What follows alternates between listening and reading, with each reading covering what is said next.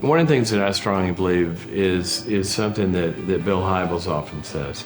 He says, when a leader gets better, everybody wins. I'm Dr. Henry Cloud, and I'm a clinical psychologist. What I mostly do now is I work with leaders in leadership consulting and coaching in their organizations.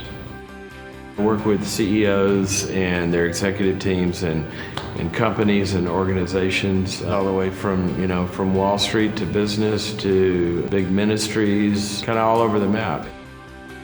It's amazing what they do and the scale that they do it and the creativity and innovation and changing the world and all of that. And I get the privilege of just, hanging in there with them and trying to help them. I think of a leader as somebody who takes some kind of power, access to power, position, authority, and puts that to use for the benefit of others. And one of the things Biola does is it helps develop people who have an other mindset, a transcendent mindset.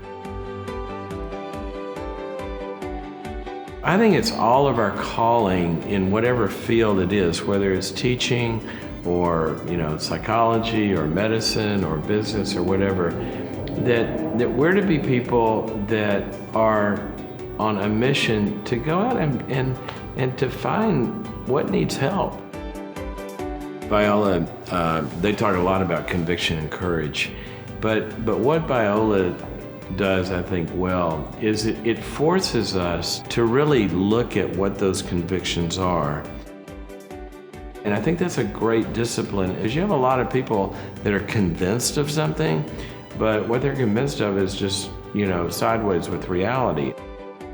To me, conviction is not only things that we believe, but it's a way of being able to observe what we believe and always be growing in those convictions.